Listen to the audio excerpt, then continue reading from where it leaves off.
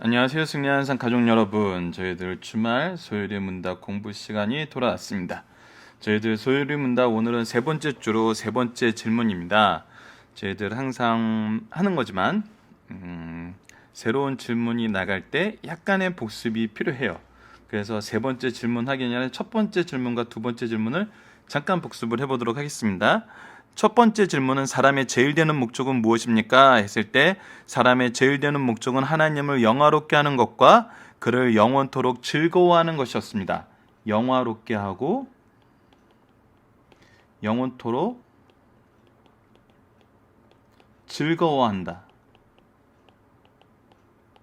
이 부분에서 우리가 반드시 기억해야 되는 것은 하나님은 이미 영화로우세요. 우리가 영광을 돌리건 안 돌리건 그분은 영화롭습니다.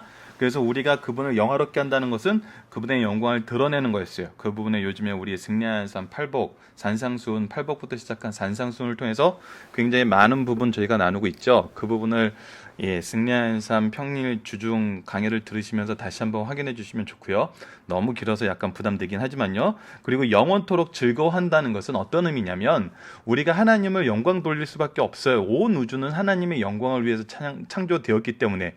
그래서 우리가 그것을 즐거워한다는 것은 즐거워하는 길로 영광을 돌리느냐 아니면 반역의 길로 영광 돌리느냐 그 두 가지 차이만 있다는 거예요. 즐거워하는 길로 영광 돌린다는 것은 우리가 하나님의 뜻대로 하나님의 기준대로 하나님이 원하시는 방향대로 가는 것이고 반대되는 방향으로 가서 하나님을 거역하는 방향으로 가는 것은 하나님의 진노의 대상이 되므로 하나님의 진노를 받고 그분의 공의와 그분의 의를 드러냄으로 영광 돌린다는 거예요. 그래서 이 영광 돌린다는 이 대상에 제외된 것이 없어요. 죄된 존재가 없어요. 자, 그 다음에 두 번째는 그렇다면 우리가 이것을 즐거워하고 싶어요. 즐거워하고 싶은데 어떻게 즐거워할 수 있어요? 어떻게 해야 그 방법을 알 수 있죠?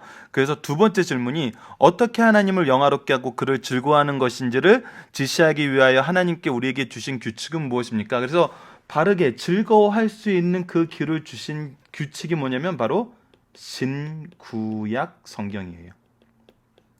신약만 주신 거 아니에요? 구약만 주신 거 아니에요? 신구약 성경이에요. 그래서 신구약 성경에 기록된 하나님의 말씀은 우리가 어떻게 하나님을 영화롭게 하고 그를 즐거워할 것인가를 지시하는 유일한 규칙입니다. 뭐? 유일한 규칙. 그래서 여기서 중요한 건 뭐였냐면 성경을 하나님의 말씀으로 본 거예요. 성경은 뭐다? 하나님의 말씀이다.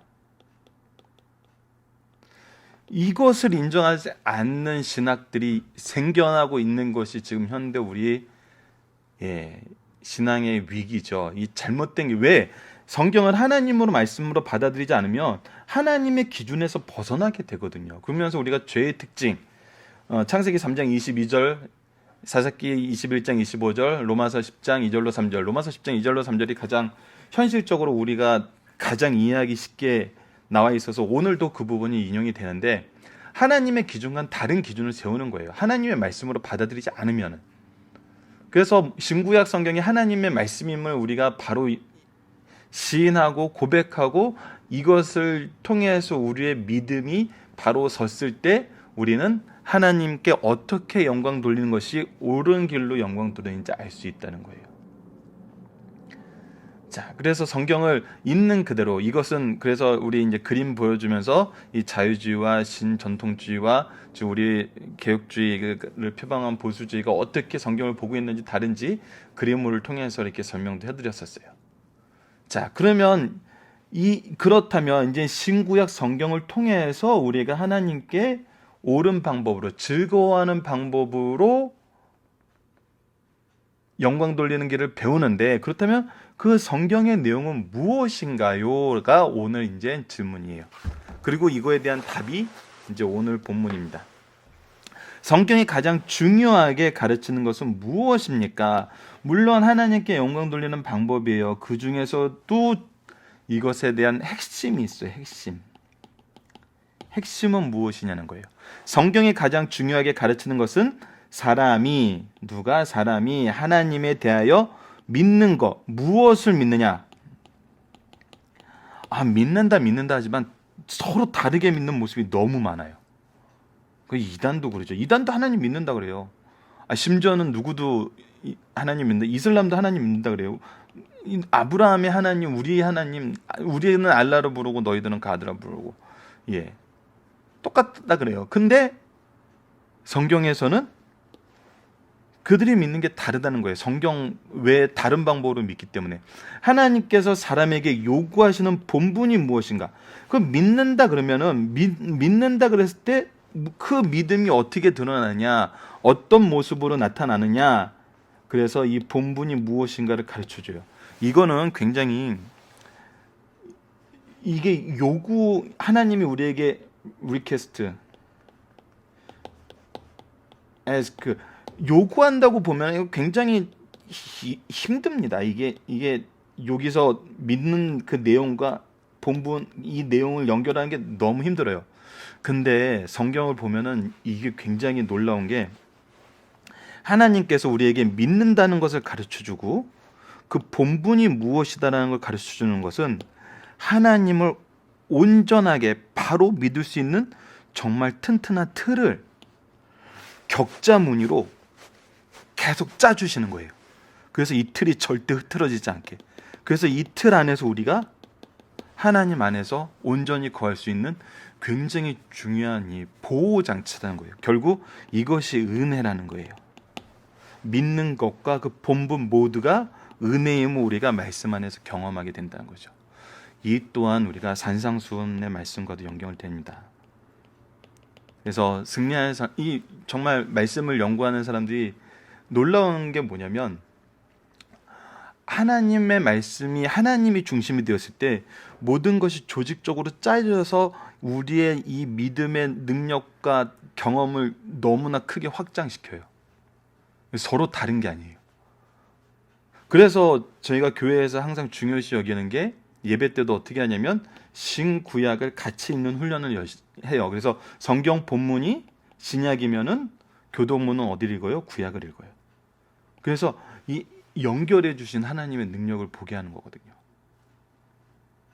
그래서 우리가 승리하는 삶도 어떻게 구성되어 있어요? 본문이 신약이면은 강해집 한 편의 말씀은 구약의 말씀은 항상 싣죠.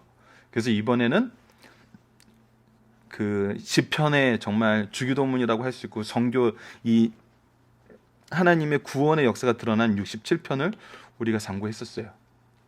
자, 이제 서론이 너무 길었습니다. 본문으로 들어가 보도록 하겠습니다. 그러면은 이 부분에 대해서 어떻게 하냐면, 자, 그래서 성경이 가장 중요하게 가르치는 것은 사람이 하나님에 대해서 믿는 것이 무엇이냐 했을 때 우리가 전제해야 되는 게 있어요.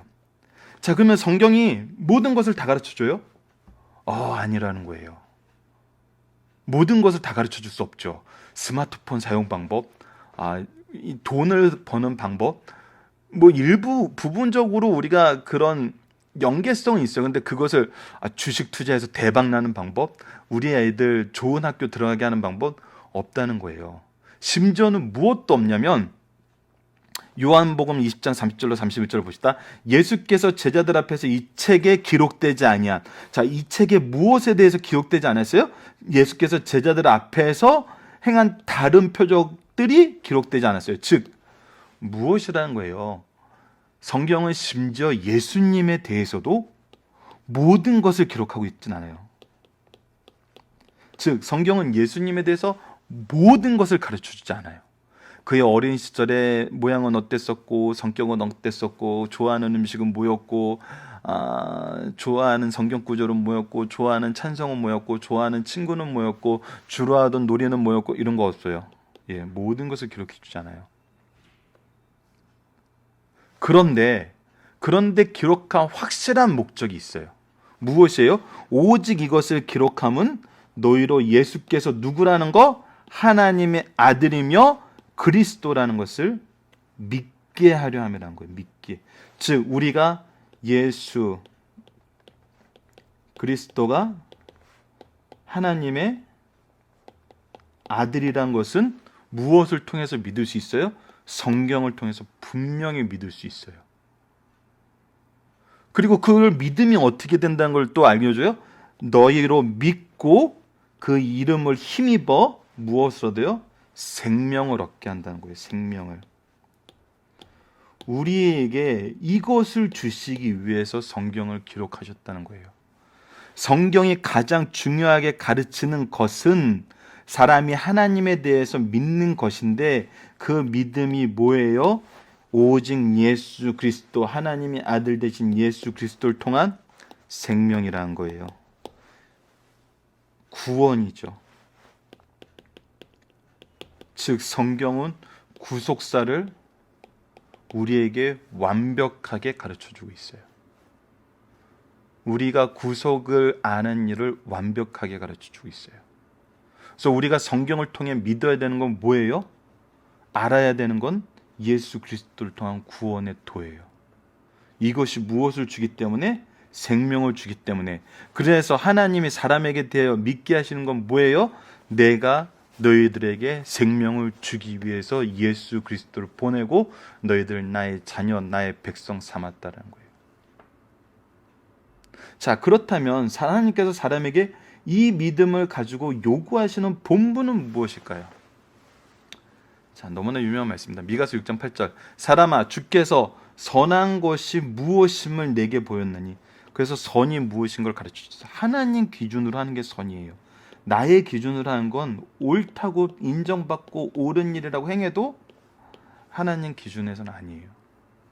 내게 보이셨느니 여호와께서 내게 구하시는 것은 오직 정의를 하면. 누구의 정의? 하나님의 정의. 인자를 사랑하며 예수 그리스도를 통한 모든 인류를 사랑하는 거예요. 겸손하게 내 하나님과 함께 행하는 것이다.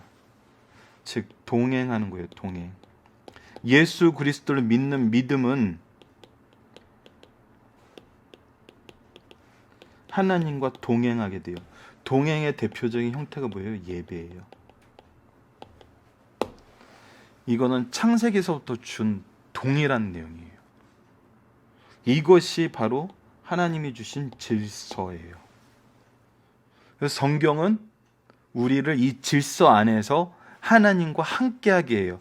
그래서 이것이 믿음과 행함이 조밀조밀하게 짜여서 우리를 안전하게 거하게 한다니까요. 누구한테? 그리스도 안에서 하나님의 품속에 우리를 거하게 만드는 거예요. 자, 계속 보도록 하겠습니다. 그래서 성경을 통해서 우리가 몇 가지 사실을 확인해야 돼요. 근데 이런 사람이 있어요. 우리가 하나님을 믿었고 예수님을 믿었으면 우리가 좋아하는 방식대로, 우리가 원하는 방식대로, 우리가 즐거워하는 방식대로 믿으면 다 좋은 거 아니에요? 그래서 교회에서 예배 드릴 때 하나님과 동행하는 모습이 하나님 기준이 아니라 내가 즐거워하는 방법.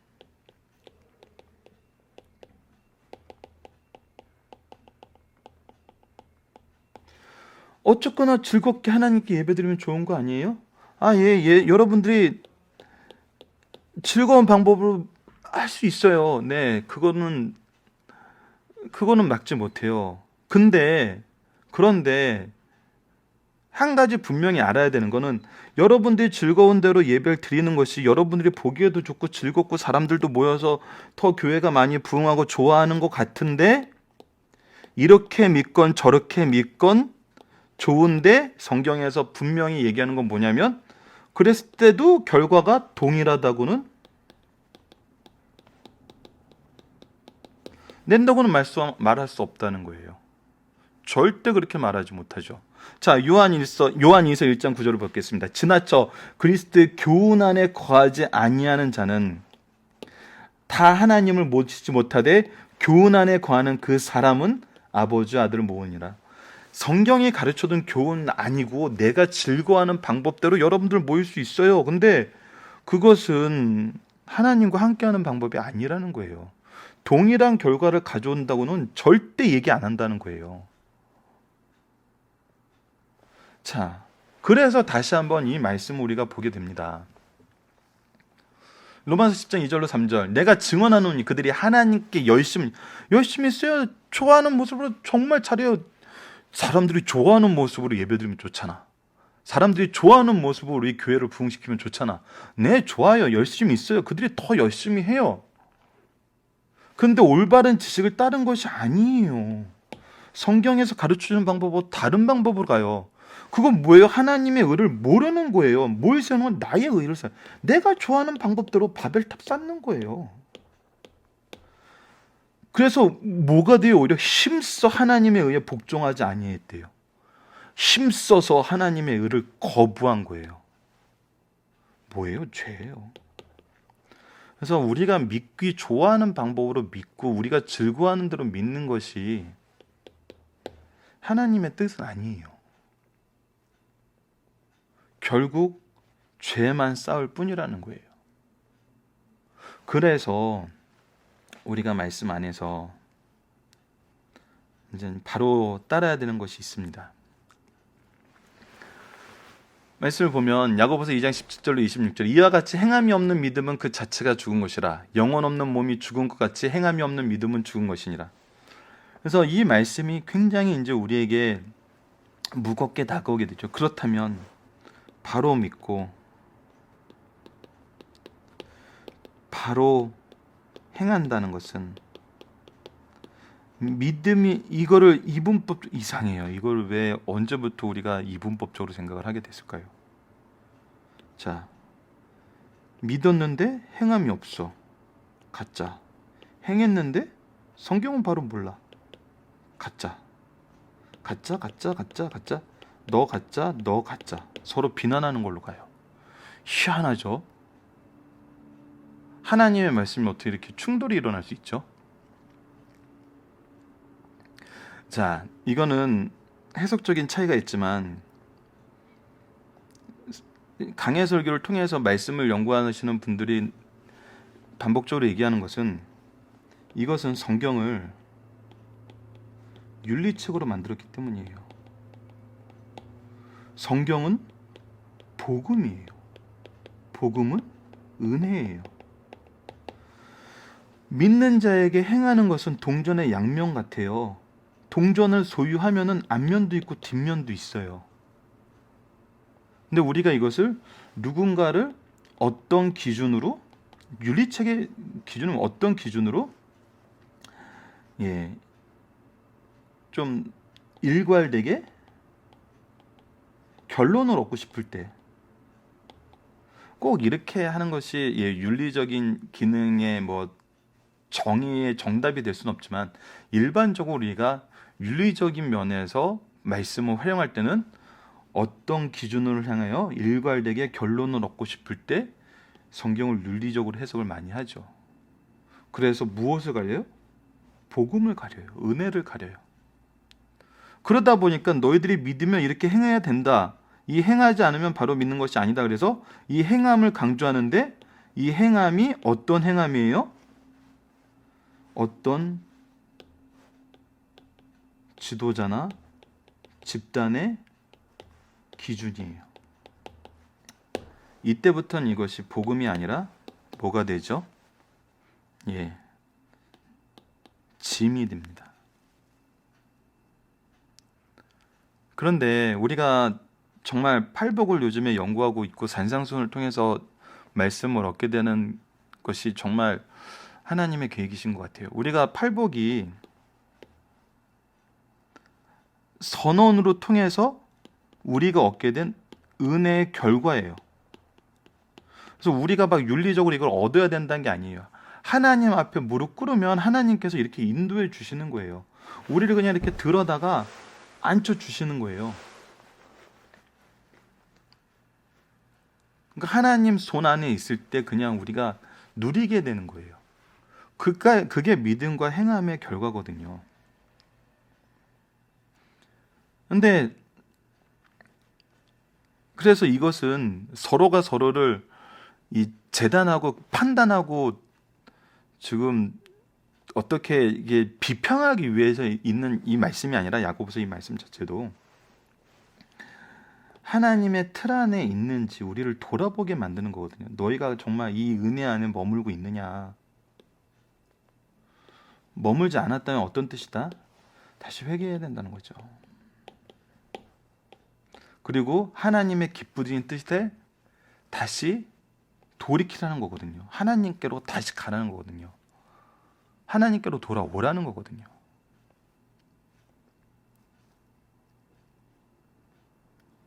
이 부분을 우리가 좀 이해했으면 좋겠습니다. 자, 그래서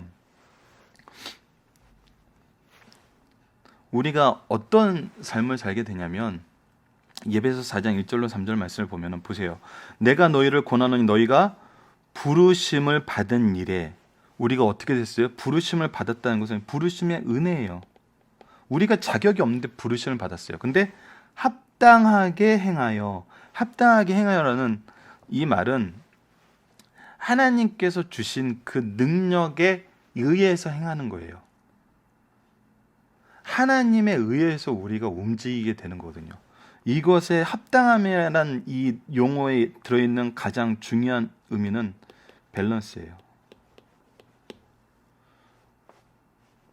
뭐냐면 우리가 하나님의 은혜 안에 있으면 믿음과 행함이 서로 균형이 안 맞을 수가 없어요. 오히려 너무나 놀랍게 균형을 이끌어 주세요. 누가? 부르심을 주셨던 성령의 역사하심이. 그래서 어떤 삶을 살아요? 모든 겸손과 온유로 오래 참음으로 사랑 가운데에서 무엇을 해요? 서로 용납하고 평안에 매는 줄로 성령이 하나 되게 하신 것을 힘써 지키니라. 어떻게 이런 용어가 나오죠? 겸손과 온유는 떨어질 수가 없어요. 우리 지금 겸손함은 어떤 때 하나님의 임재 앞에 있을 때 우리는 겸손해질 수 있어요. 인간 앞에서 우리가 겸손한 경우는 그거는 인간의 일시적인 힘과 권력 앞에서 겸손한 거지, 진정한 겸손은 하나님의 임재 앞이에요.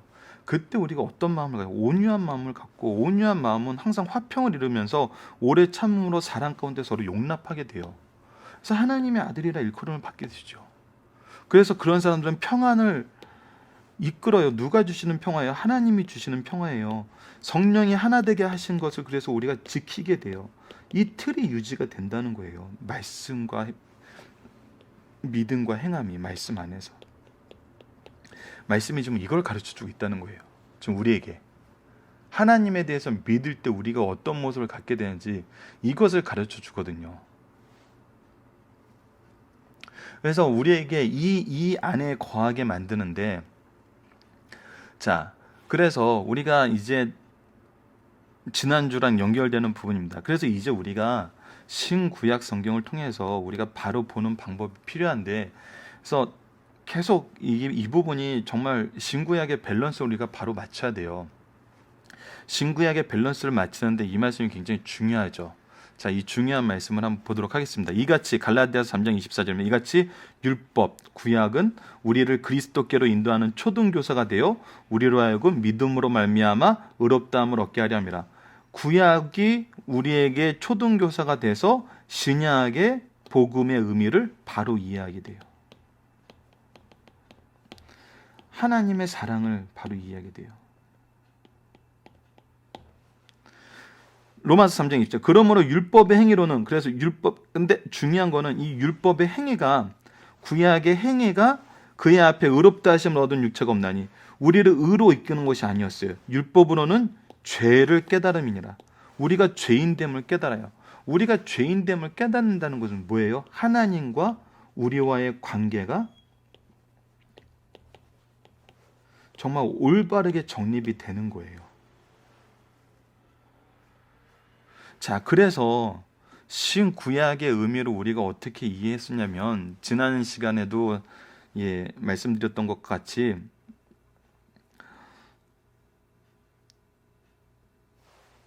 이 내용은 우리로 하여금 하나님을 믿는 질서를 가르쳐 준다는 데에서 신구약은 연결됐다는 거예요. 자, 그래서 신약, 구약부터 시작해요. 구약과 신약 안에서 예수 그리스도의 부활이 있었고, 이 안에선 하나님의 많은 언약이 있었습니다. 그리고 이 언약 안에서 하나님은 무엇을 가르쳐 줬냐면 하나님과 우리 인간과의 관계를 가르쳐 주셨고, 관계 안에서의 질서를 가르쳐 주셨고, 질서 안에서의 회복과 구원을 가르쳐 주셨어요. 자, 이것이 신구약의 관계예요. 그래서 성경의 전부를 통해서 우리가 무엇을 알 수 있냐면, 오늘은 원래 소율의 문답은 굉장히 삶에 우리가 녹여낼 수 있는 내용이 굉장히 많아요. 근데 우리가 성경 구절을 따라오다 보니까 굉장히 신학적으로 신앙적인 내용만 이렇게 포커스를 맞췄는데, 삶에 적용하는 부분을 한번 얘기를 해보면, 우리가 그래서 성경을 통해서 하나님에 대해서 알게 되고 하나님의 구원에 대해서 알게 돼요. 근데 이것이 세상 사는데 왜 중요할까요? 이 마지막 결론이에요. 우선 골로새서 2장 5절 봅시다. 이는 내가 육신으로 떠나 있으나 심령으로는 너희와 함께 있어 너희가 질서 있게 행함과 그리스도를 믿는 너희 믿음이 굳건한 것을 기쁘게 봄이라. 이건 아닙니다. 잘못 나왔습니다. 봄이라.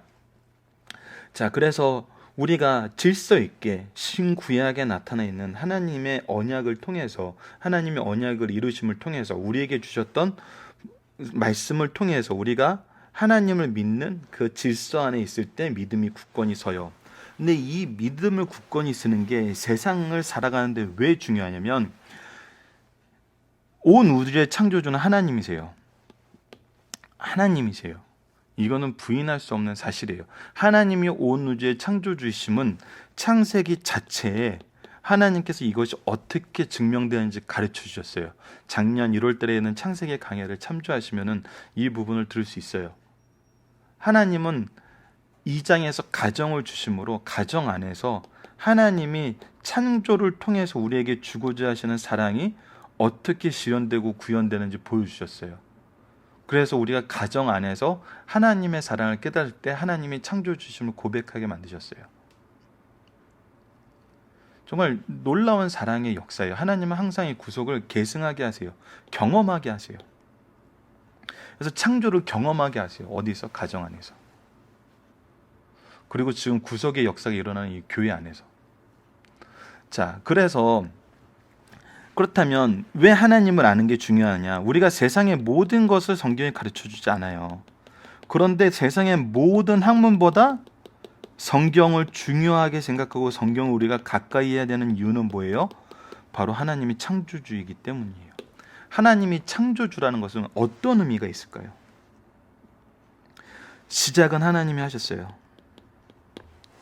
운영도 하나님이 하셨어요. 운영이라고 써야죠. 세상의 끝도 하나님이 정하셨어요. 성경에서는 시작과 운영과 끝을 가르쳐줘요. 시작에서는 시작의 이유를 가르쳐줘요. 하나님의 사랑이에요.